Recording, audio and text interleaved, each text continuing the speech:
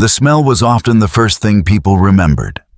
Long before anyone knew her name, long before newspapers wrote about her cooking or civil rights leaders slid into her dining room for quiet meetings, the scent drifting from the Chase family kitchen had a way of stopping people at the door.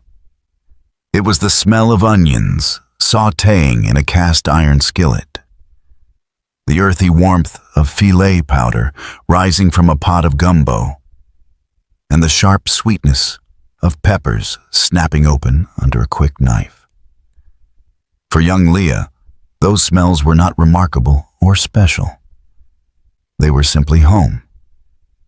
She grew up in Madisonville, Louisiana, a small town north of Lake Pontchartrain, where the days moved slowly and the church bells were among the few things that marked time. Her parents, James and Hortensia, worked hard to keep their large family fed and clothed. It was a childhood shaped not by abundance, but by a steady rhythm of work. Everyone had tasks. Everyone contributed something, and the kitchen was where the world felt most alive. Even as a child, Leah understood that this room, with its flickering oil stove and chipped enamel pots, carried its own history. Her mother rarely spoke in exact measurements. Recipes were lived, not written. A pinch of this, a handful of that. Taste and adjust. Start again if you must. Leah learned by watching her, standing on a wooden crate to reach the counter, fascinated by the way her mother moved. There was no hesitation in her hands, no fear of heat or flame. Only a quiet certainty. When Leah asked how she knew a dish was ready, her mother tapped her chest and said, "You feel it. Your food should mean something to you before it means something to anyone else." During the early 1930s, when the Great Depression squeezed families across the South, the Chases were no exception. Money rarely stretched far enough, but her mother stretched meals instead. Leftover bones became broth. Wilted greens found new life in a simmering pot. Neighbors traded, shared, and leaned on one another. In that environment, cooking was not a hobby. It was survival anchored by love, a way of reminding people that hunger did not diminish dignity. By the time she was a teenager, Leah could prepare dishes many adults struggled to master. She seasoned food boldly, never timid with spices, following her instinct rather than rules. Her siblings teased her gently about being too serious in the kitchen, too focused, but none of them refused what she made. The flavor always won. In 1941, when she was still young enough to be nervous about the world and old enough to want her own way through it, everything around her began to change. America edged closer to war. Radios hummed with news from Europe and Asia. Mothers whispered fears over dinner tables. Fathers talked about sons who might be drafted. Although New Orleans was miles away from the front lines, the tension drifting across the Atlantic seemed to settle in the air like humidity. That same year, Leah left Madisonville and moved to New Orleans to live with relatives. The city pulsed with energy she had never seen before. Streetcars rattled past storefronts. Music spilled out of clubs in Tremé and the French Quarter. The smell of seafood drifted from markets near the river, mingling with the scent of chicory coffee and fresh beignets. She was surrounded by noise, movement, and opportunity, though not everyone had the same access to it. New Orleans was vibrant but segregated. Lines were clear, often unspoken, yet always understood. Despite the barriers, Leah found work wherever she could. She cleaned tables, washed laundry, and eventually secured a job as a waitress at a local restaurant. It was not glamorous. The hours were long, the pay modest, and the expectations strict. But it was inside that restaurant that she began to see food in a new way. She watched cooks move with confidence similar to her mother's, but sharper, faster, more precise. Orders rang out. Pans hissed. Customers talked, laughed, argued, sometimes cried. Food was at the center of it all, shaping moments in ways Leah had never fully recognized. She paid close attention, memorizing techniques even when no one realized she was learning. Although she did not cook there, she carried every observation like a secret. At night, she returned to her relative's home and recreated dishes quietly, trying to match the flavors she had tasted earlier in the day. Sometimes they were perfect. Sometimes she failed. But every failure pushed her forward, reminding her of her mother's words about starting again. The attack on Pearl Harbor in December of that year shifted the world overnight. Men who had filled the restaurant weeks earlier were suddenly gone, drafted or volunteering for service. Families rationed sugar, butter, coffee, and meat. Lines grew longer. Shops grew emptier. Black families in New Orleans faced the same shortages as everyone else. But they also faced the added weight of discrimination that shaped nearly every aspect of daily life. Leah saw it. She lived it. Yet in every neighborhood she passed through, kitchens stayed warm. Women who had never traveled beyond Louisiana fed their families with creativity learned from generations before them. War created uncertainty, but it also created purpose. For Leah, that purpose hovered somewhere between memory and ambition. She wanted to cook, not just for her family, not just because she knew how, but because she had come to understand the power within a well-fed room. She had seen a tired worker find comfort in a plate of red beans. She had watched a man on the verge of tears regain his composure after a bowl of steaming gumbo. Food shaped people. It steadied them. Her first real step toward that future came quietly. One evening, after a long shift, she lingered near the kitchen as the restaurant prepared to close. A pot of okra gumbo simmered unattended. The head cook was out of sight.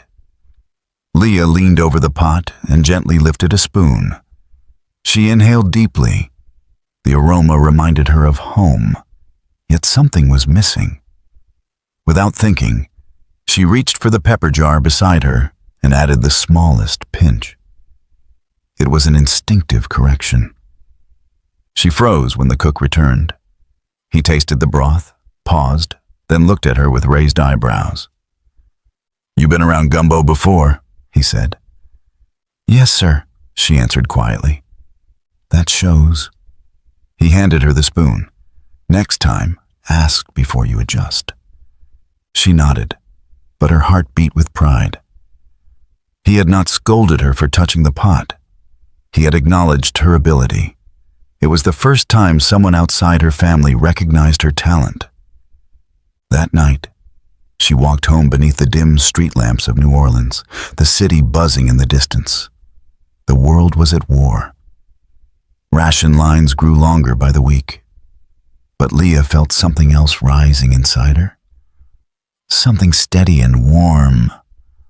A sense that her life was beginning to shift. She did not know where cooking would take her. She only knew she belonged in a kitchen filled with smoke and spice, and that someday she would feed more than just herself. And as the drums of war echoed louder across the ocean, her path toward a future she could not yet imagine was already beginning to unfold. The New Orleans that greeted Leah each morning was a city of contradictions. It was beautiful and bruised, lively and restrained. A place where the smell of shrimp boiling on street corners carried the same weight as the unwritten rules of segregation that touched every part of life. Streetcars rattled down St. Charles Avenue, their benches divided by custom more than law. Cafes served tourists with easy smiles, while black families waited at side windows for meals packed hastily in paper bags. The city's charm was undeniable, but its divisions were equally present, shaping where people walked, worked, and dreamt. Leah experienced these boundaries daily. She saw them when she stepped onto the sidewalk and felt the way some shopkeepers tightened their expressions as she passed. She heard them in the clipped tones of people who would speak to her only when necessary. Yet she also found community in the neighborhoods where families knew one another, where Sunday church services spilled into potluck gatherings, and where music drifted through open windows long after sunset. Life under segregation was never simple, but people carved out spaces of joy and resilience wherever they could. Her waitressing job remained her anchor in the city. The restaurant was bustling because of wartime demands, full of dock workers, shipbuilders, and clerks supporting the military effort. New Orleans had become a crucial logistics hub for the war, with ships being built and repaired along the Mississippi River. The influx of workers meant the restaurant rarely had an empty seat.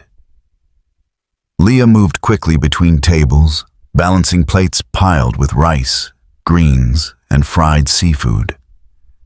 She was young, but she carried herself with purpose, learning the rhythms of service the way she had once learned her mother's kitchen. Working in a segregated establishment also meant Leah often witnessed the sharp contrast between what she served and what she could expect for herself. She could carry dishes through the dining room, but she could not sit in that same space as a customer. She could smile politely at patrons, but she could not expect the same courtesy returned. It was a fragile balance to navigate, and she quietly resented it, even if she did not yet have the language to express that resentment aloud. Still, the city offered her glimpses of possibility. New Orleans was home to a thriving black middle class, and neighborhoods like Treme and the 7th Ward were filled with educators, musicians, seamstresses, skilled laborers, and small business owners. Community halls hosted dances. Churches organized charity events. Schools held recitals. This was the world where Leah found her place. She attended gatherings with friends after church, listened to jazz flowing out of local clubs, and occasionally visited relatives who encouraged her ambitions.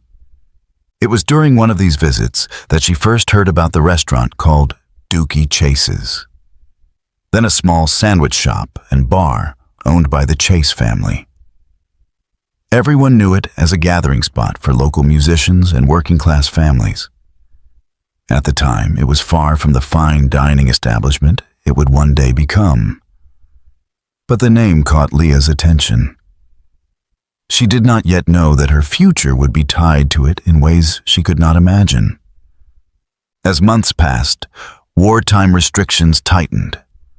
Ration books dictated how much sugar, coffee, flour, and meat a household could buy. Restaurants scrambled to adjust menus. The cooks Leah admired learned to stretch ingredients the way her mother had, turning limited supplies into dishes that still felt comforting. She watched them adapt with a kind of artistry, replacing unavailable items with clever substitutions. Every shortage became a challenge, and every successful workaround became a lesson. She absorbed all of it. She asked questions when she could, listened carefully when she could not, and practiced late at night with whatever her relatives brought home from the markets. Sometimes she prepared meals for the family, and they quickly realized that her abilities exceeded those of most teenagers. She seasoned boldly and plated dishes with care, as if each meal deserved respect. Her confidence grew, though she rarely spoke about her ambitions outside the kitchen. One afternoon, as she wiped down tables after the lunch rush, a co-worker paused beside her. His name was Samuel, a soft-spoken man who had worked at the restaurant long enough to understand its every rhythm. He watched her for a moment before saying, "You move like someone who wants more than this job." Leah looked up, startled. "I just like to do things right." "That's part of it," Samuel said. "But you're paying attention to everything. People who just want to get through the day don't do that." She hesitated, unsure how much to reveal. "I want to learn. I want to cook." Samuel nodded slowly. "Then don't hide it. Once this war is over, the world is going to change. People like us need to be ready when it does." His words stayed with her. For the first time, someone outside her family had spoken to her as if she had a future worth preparing for. She began taking on small tasks in the kitchen when the cooks allowed it. Sometimes she helped chop vegetables. Other times she stirred a pot while the head cook stepped away. Each moment mattered. Each moment felt like a step forward. At the same time, she confronted the harsh realities of post-war uncertainty. Black women had limited pathways to advancement. Domestic work, laundry, and service jobs were common. And those who dreamed of something more often fought uphill battles.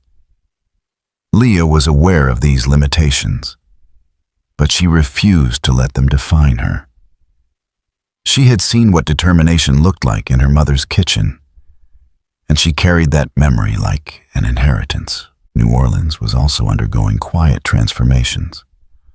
Wartime employment had drawn thousands of people to the city, expanding neighborhoods and reshaping daily life. Soldiers on leave filled the streets. Patriotic parades wound through the French Quarter.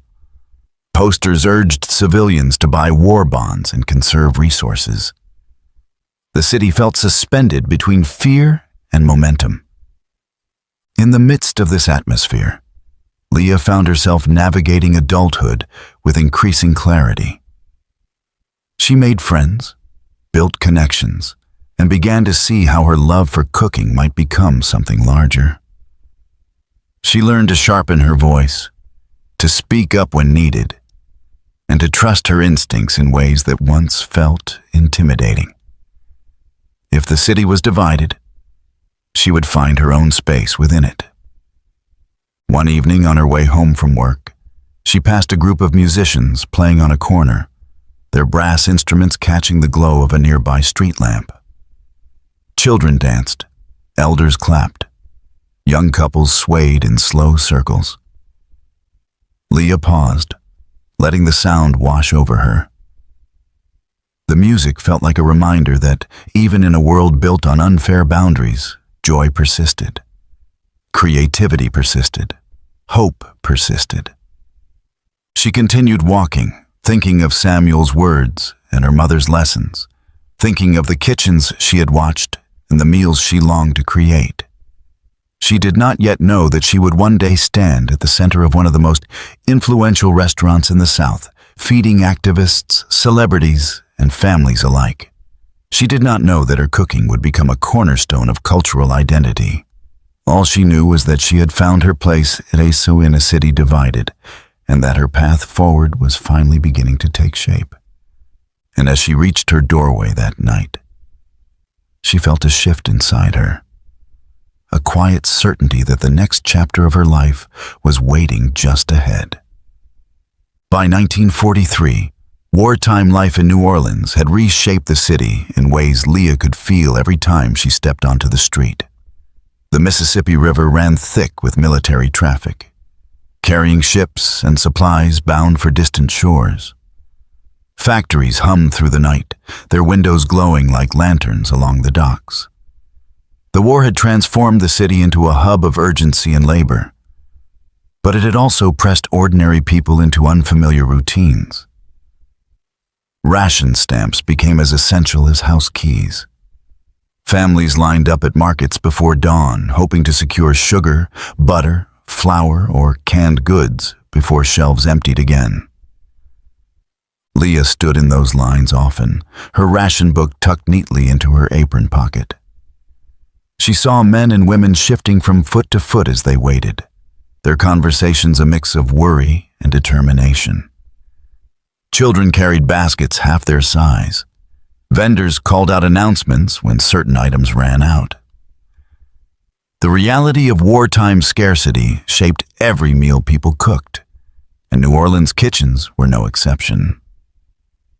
For Leah, the shortages were not discouraging. They were challenges. She had learned early in life how to stretch ingredients, how to coax flavor from the simplest items. But wartime rations demanded a new level of creativity. People learned to substitute sweet potatoes for flour, molasses for sugar, and chicken necks and backs for the cuts they could no longer afford. Recipes passed quietly from neighbor to neighbor, each one a small act of resilience. At the restaurant where Leah worked, the impact of rationing was immediate. Workers who once came in for full plates now settled for smaller portions. Fishermen struggled to bring in consistent catches as many boats were redirected for military use. Cooks cut recipes in half, then in half again, until they barely resembled the meals they once prepared. Yet customers still arrived, tired and hungry after long days building ships, repairing engines, or filling orders for military bases. They wanted warmth and flavor, and the comfort of familiar dishes. Leah watched the cooks navigate these limitations with skill. She admired the way they handled shortages without complaint, adapting to each new challenge with steady hands. Whenever a cook stepped away from the stove, she was there in an instant, offering to stir a pot or chop vegetables. Slowly, the kitchen began trusting her. She learned how to transform tough cuts of meat into tender dishes through slow cooking.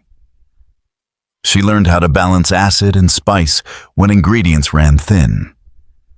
She learned that improvisation was not only allowed, but necessary. One afternoon, during a particularly busy lunch rush, the restaurant faced an unexpected problem. A delivery truck that was supposed to bring vegetables and seafood never arrived, caught in a wartime delay. The kitchen shelves were nearly empty. Workers filled the dining room, tapping their feet impatiently. The head cook, a man named Russell, scanned the sparse ingredients before letting out a heavy sigh. "Make something out of nothing," he muttered. Leah stepped forward, her voice quiet but steady. "We can still make a stew. There's rice, onions, and the last of yesterday's okra. And there's broth from the chicken bones." Russell studied her for a moment. The other cooks hesitated, unsure whether to listen. Then he nodded. "All right. Show me." Her hands moved quickly, chopping onions, slicing okra, seasoning the pot with bay leaves and pepper. She stirred the mixture until the aroma filled the air, a familiar scent that reminded her of her mother's kitchen in Madisonville. When she ladled out the first serving, Russell tasted it. He paused, then gave a slow nod. "This will do," he said. The stew sold out within the hour. Customers who had walked in frustrated left satisfied, some even asking when the dish would appear on the menu again. Word spread among the staff that the young waitress had a talent they could no longer ignore. From then on, Russell allowed Leah to help more directly in the kitchen. She learned how to portion meals during shortages and how to prepare dishes that could feed large groups with minimal waste. She learned the importance of timing, of keeping flavors balanced, even when ingredients were scarce. Each new lesson strengthened her confidence. Outside the restaurant, life in New Orleans buzzed with wartime energy. Women joined the workforce in record numbers, taking jobs in factories, offices, and shipyards. Posters encouraged citizens to plant victory gardens, conserve gasoline, and donate scraps for military production. Air raid drills interrupted daily routines. The sound of military bands echoed across the city during parades meant to bolster morale. Yet beneath the patriotic fervor, segregation remained an ever-present barrier. Black workers often received lower wages and fewer opportunities. Black families faced longer lines at ration stations and fewer goods available in their neighborhoods. Despite these challenges, communities adapted. Churches organized food drives. Neighbors shared supplies when they could. The spirit of cooperation became a silent thread binding people together. For Leah, the war years were formative. They forced her to trust her instincts, to solve problems quickly, and to take ownership of her abilities. They also exposed her to the inequities of the world around her. She saw Black workers denied promotions despite their contributions. She saw talented cooks overlooked for positions they deserved. The unfairness frustrated her, but it also fueled her determination. She would not accept a world where her skills were confined to the margins. During this time, she grew closer to the Chase family, spending time near their establishment whenever she had the chance. Their restaurant, still small but lively, drew a vibrant crowd. Musicians gathered there. Couples stopped in for drinks and conversation. The atmosphere was warm, filled with laughter and the clinking of glasses. Leah found herself drawn to it, sensing that it held something her current workplace lacked. It felt like a place where a community centered itself, where food connected people to culture and identity. She especially noticed the Chase family's son, Edgar, known to everyone as Dooky. He had a natural charisma, greeting customers by name and making strangers feel at home. Leah admired his confidence, though she kept her distance at first. She was focused on learning, on building a future in the kitchen. The war would continue for years, shaping lives across the globe. But in New Orleans, amid ration books and long lines, Leah was changing too. She was no longer simply a girl who watched her mother cook. She was becoming a young woman with purpose, someone who understood that food could be both comfort and strength in difficult times. On a humid afternoon near the end of summer, as she wiped down her station after another rush, Russell approached her with a rare smile. "You've got courage in the kitchen," he said. "Not everyone does." The words settled deep inside her. Courage was something she had never associated with cooking before, yet she now understood what he meant. Courage was adapting when ingredients ran out. It was stepping forward when others hesitated. It was believing her instincts mattered, even when no one else saw them yet. That night, as she walked home under a sky streaked with fading light, she felt the weight of the war around her. But she also felt her confidence growing. Her future was no longer a quiet dream tucked away between chores. It was beginning to take shape, simmering like a pot on the stove, waiting for its moment to rise. And soon, without realizing it, she would step into a world where her cooking would matter far beyond the walls of any single kitchen. By the mid-1940s, as the war edged toward its end and New Orleans braced for whatever came next, the Chase family's modest restaurant began to shift in ways no one could have predicted.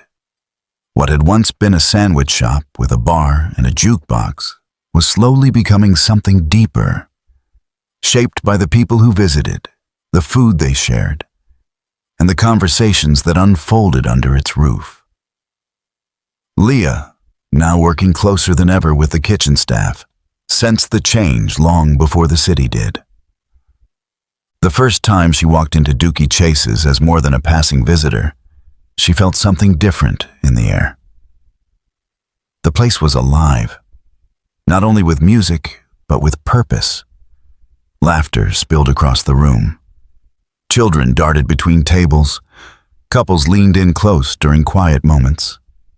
The walls, freshly painted, held the warmth of a space meant for gathering. Even before it became the celebrated restaurant it would later be, it carried an unmistakable sense of belonging. Edgar Dooky Chase Jr. was one of the reasons the place buzzed. His energy filled the room the way seasoning filled a pot. He greeted everyone with the same enthusiasm, from musicians arriving after late-night gigs to families stopping in for a plate of food after church. He had a talent for making people feel welcome, and Leah admired that, even if she didn't say it aloud. She noticed how he listened to customers, remembered their names, and remembered their favorite meals. It was a skill she understood well. Hospitality was more than service. It was connection. As wartime restrictions eased, the Chase family worked to expand the restaurant. They added more tables, improved the menu, and slowly transformed the space into a gathering point for Black families who were often excluded from other parts of the city.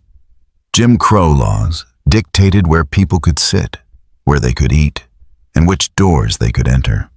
Many restaurants in New Orleans either refused service to Black patrons or relegated them to side windows or back entrances. But at Dooky Chase's, the front door was open to everyone who walked in. That decision alone gave the place a quiet power. Leah soon found herself spending more time in the kitchen, learning the family's recipes and sharing her own. She brought the flavors she had grown up with, refining them in ways that caught the attention of both staff and customers. Her gumbo gained a reputation. Her fried chicken disappeared faster than the kitchen could prepare it. Even dishes she considered simple, like red beans and rice, drew praise for their depth and balance. But beyond the food, the restaurant began attracting people who came not only to eat, but to talk. Barbers, teachers, dock workers, musicians, and laborers met there after long days. They traded stories, shared frustrations, and discussed the changing world. The war had reshaped the country. Black soldiers had fought overseas, returning home with a new awareness of the freedoms they were denied. Social movements were slowly gathering momentum, seeded by activists who insisted that the fight for democracy could not stop at foreign borders. In New Orleans, many of those early conversations found a home inside Dooky Chase's. Leah noticed the shift gradually. Groups of men and women lingered long after their plates were cleared, leaning in close as their voices dropped. Names like A.P. Turod, Ernest Dutch Morial, and young organizers from the local NAACP and CORE began appearing in conversations around the dining room. Though Leah was not yet part of those discussions, she understood their importance. Something was beginning to form in the city, and the restaurant she cooked for was becoming a safe place for it to grow. The transition was not the result of a single moment, but a collection of them. One evening, a teacher from the 7th Ward brought his colleagues for dinner, praising the restaurant's atmosphere as much as its menu. Another night, a musician who had traveled through segregated towns in the South stood up in the middle of the dining room and declared that this place felt more like home than anywhere he had found on the road. Their words spread. People listened. The Chase family recognized the strength of what they were building. They encouraged community gatherings, hosted meetings quietly when other venues closed their doors, and continued expanding the menu to reflect the rich, diverse culinary traditions of Black New Orleans. Leah found herself at the heart of this evolution. She experimented with dishes influenced by regional flavors and family memories. She turned simple ingredients into plates that reminded customers of home. She cooked not only to feed bodies, but to create a sense of unity. The city outside remained divided. Segregation ruled public spaces. Schools were unequal. Voting rights were tightly restricted. Many white-owned businesses still refused service to black patrons. Police presence in black neighborhoods was often harsh and discriminatory. But inside Dooky Chase's, a different kind of world existed. One built on hospitality and dignity. Here, voices that were silenced elsewhere could be heard. Leah's growing presence in the kitchen shaped the restaurant's identity. She worked tirelessly, refining recipes, expanding menus, and insisting on quality even when ingredients were scarce or expensive. Customers began associating the restaurant not just with good food, but with consistency and care. Leah believed that a meal could restore someone, even briefly, and she took that responsibility seriously. The more the restaurant grew, the more it attracted people seeking not only comfort, but connection. During one particularly busy evening, Leah stepped into the dining room to bring out a dish personally. She paused for a moment, taking in the sight. The tables were full. The air buzzed with conversation. Someone played a saxophone in the corner. Children laughed as they shared slices of lemon pie. The atmosphere felt electric, alive with possibility. Dooky approached her, smiling. "You see this," he said. "This is what we're building." Leah nodded, unsure of what to say. She felt pride rising in her chest, mingled with something more profound. She understood that the restaurant was evolving from a business into a community landmark, a place where hope gathered quietly in the spaces between conversations. As the late 1940s unfolded, the United States began confronting its contradictions more directly. Segregation was increasingly challenged. Black veterans demanded equal treatment. Courts heard cases that chipped away at discriminatory laws. New Orleans, with its unique blend of cultures and histories, became a place where change simmered beneath the surface. And inside a small restaurant on Orleans Avenue, that change found fuel in warm meals and shared stories. One night, as Leah locked up after the last customer left, she paused on the steps outside. The street was quiet, illuminated only by a distant street lamp. She thought about how far she had come from the cramped kitchen of her childhood. She thought about the countless people who found comfort in her cooking. She thought about the whispers of activism that were beginning to take shape around the restaurant. Without intending to, she had become part of something larger than herself. Inside, the lights glowed faintly across empty tables, waiting for the next day's guests. The restaurant, once small and unremarkable, had become a beacon in a divided city. And soon, the voices gathering within its walls would grow stronger, shaping the future in ways none of them yet knew. Leah stepped inside, turned the key, and walked toward the kitchen. Tomorrow she would cook again, feeding the people who would carry the movement forward. By the early 1950s, the world outside Dooky Chase's restaurant was beginning to shift in ways that felt both subtle and seismic.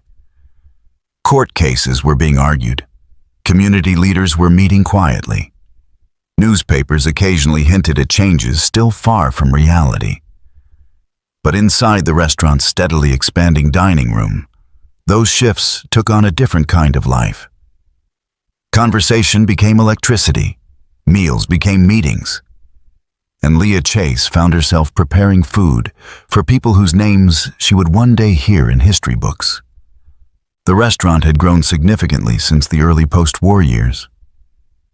The jukebox remained, as did the warmth that Dooky brought to the room. But the clientele had deepened. More educators gathered there. More activists stopped by after meetings. Lawyers from the local NAACP chapter came for lunch and stayed for hours. the table filling with empty plates and stacked coffee cups. Leah, from the kitchen, could hear their voices rise and fall. An undercurrent of hope threaded through every word. She never intruded, but she always listened.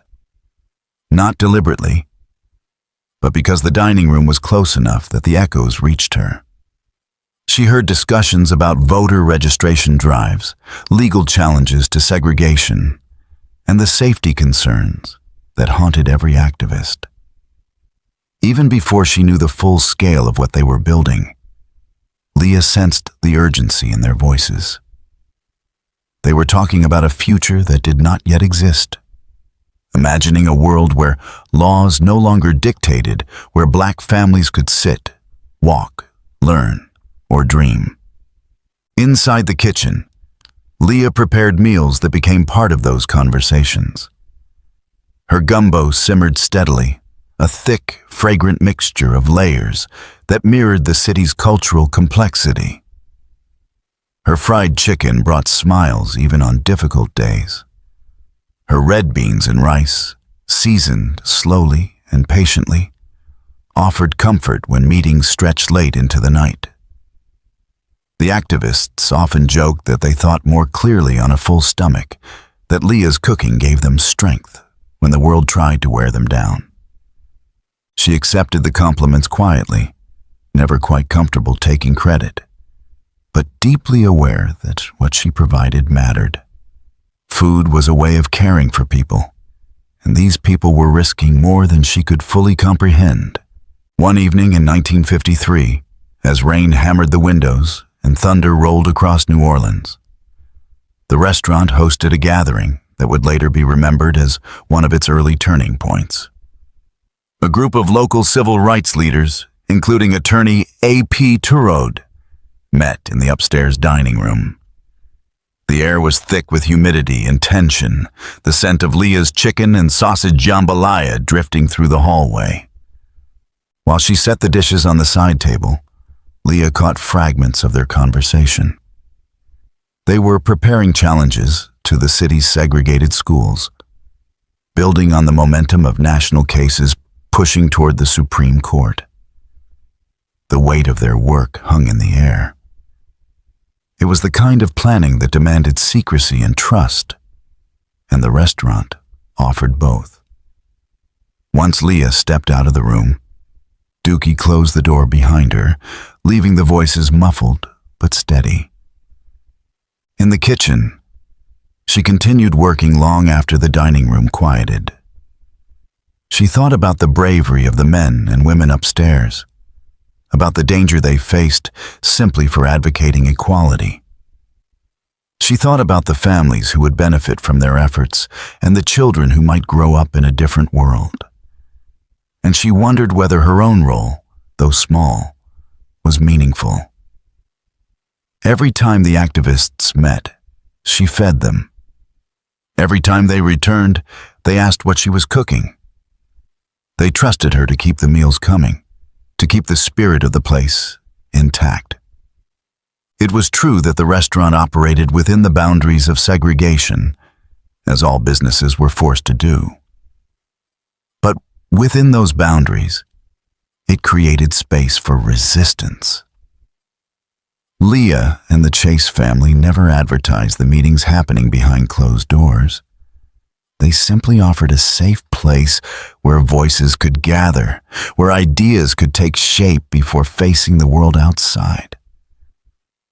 By 1954, the Supreme Court delivered the Brown versus Board of Education ruling, declaring segregated schools unconstitutional. The decision sent waves through New Orleans. Some celebrated, others resisted violently. Tensions rose across the city. Rumors of protests spread. In the weeks that followed, Dooky Chases saw even more visitors. Teachers, ministers, young activists eager to understand what came next. Leah noticed the changes immediately. People no longer came only for food. They came for refuge and strategy. Their conversations carried a sharper edge. Their frustrations grew heavier. But she also noticed something else. Their determination strengthened. One night, after a group finished their meeting and the restaurant emptied, Dooky stopped at the kitchen doorway. He leaned against the frame, wiping his hands on a towel. "They're saying your cooking should be in a museum one day," he said with a half-smile. Leah looked up from the counter. "Please. They say that to be kind." "No," he said. "They say it because what you do matters. You're feeding people who are fighting battles most folks never see." She paused, unsure how to respond. She had never thought of herself as part of a movement. She had never stood at a podium or attended a march. But she remembered the looks on the activists' faces when they ate her meals, gratitude, relief, energy returning after long hours spent wrestling with injustice. "I'm just cooking," she finally said. "Sometimes that's exactly what people need," Dooky replied. His words stayed with her long after he left the room. Leah understood that movements were made not only of speeches and court cases, but also of places where people felt safe enough to speak and think. Dooky Chase's was one of those places, and her cooking was part of its heartbeat. As the years progressed, more prominent figures visited. Local leaders brought in national organizers. Musicians stopped by between gigs and added their voices to the conversations. The restaurant's dining room, with its laughter, its arguments, and its clinking glasses, became a cradle for change. And though the doors were always locked at the end of the night, the echoes of those voices lingered in the air long after everyone had gone home. One late evening, after the last pot was cleaned and the final chair stacked, Leah stood alone in the quiet dining room. The soft glow of the overhead lights illuminated the tables where so many discussions had taken place. She could almost imagine the voices still present, shaping ideas that would soon challenge the city's most entrenched systems. She walked to the kitchen, her steps slow but certain. She knew the years ahead would be difficult. She knew the fight for equality would face fierce opposition. But she also knew that she would be here, feeding those who dared to stand against injustice. Behind the closed doors of this small restaurant, meals had become memories, strength, and strategy. And soon, those meals would help sustain a movement that would transform the nation. By the early 1960s, the United States stood firmly in the grips of the civil rights movement, and New Orleans was no exception. Sit-ins, boycotts, legal battles, and marches were unfolding across the South with a momentum no one could ignore.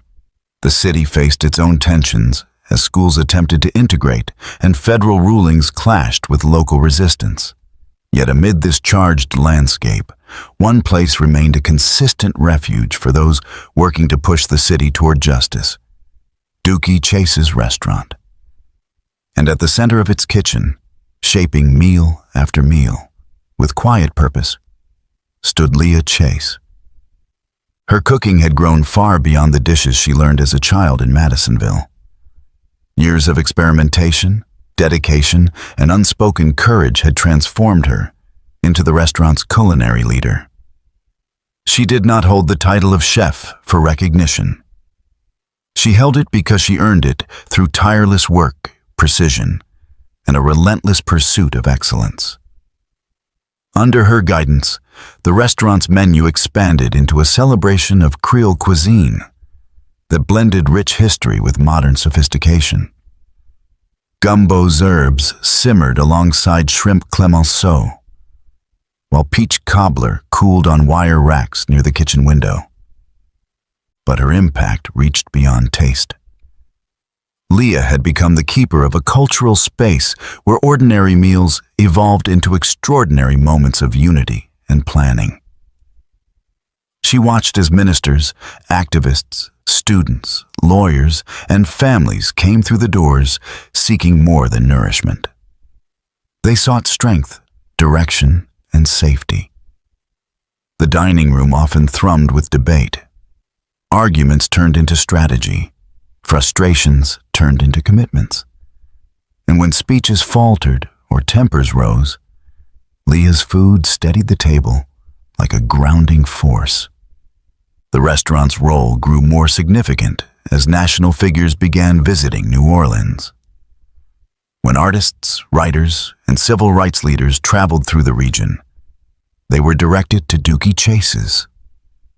The dining room became one of the few places where black and white visitors could speak freely without being turned away. Leah took pride in that. She understood the responsibility of providing a space where dignity was not negotiable. In 1960, as the city confronted the integration of its public schools, the restaurant experienced some of its most emotional gatherings. Many black parents feared for their children's safety. White segregationists protested violently. Photographs of young Ruby Bridges walking into William Frantz Elementary under federal protection shook the country. Activists and supporters met at Dooky Chase's, their faces worn with exhaustion, their voices hushed with worry. Leah cooked for them with an intensity she never forgot. She could not stand beside them in the crowds. She could not intervene in the confrontations. But she could provide comfort in the form of a steaming bowl of gumbo, its layers reflecting the complex culture of the city. She could offer fried chicken with crisp skin and tender meat. A small reminder that even in times of fear, joy still existed. She could fill the room with smells that anchored people to home, to history, to something worth fighting for. The restaurant's upstairs dining room became a setting for countless strategy sessions. Freedom riders and core activists gathered there, planning routes and preparing for backlash. Members of the NAACP reviewed legal documents over plates of jambalaya. Cultural icons such as Ray Charles visited, drawn not only to the food, but to the vibrant atmosphere of community. Writers and journalists documented the era, often stopping at Dooky Chase's to capture the heartbeat of New Orleans. Leah moved through the kitchen with measured urgency. She rarely entered the dining room during such meetings.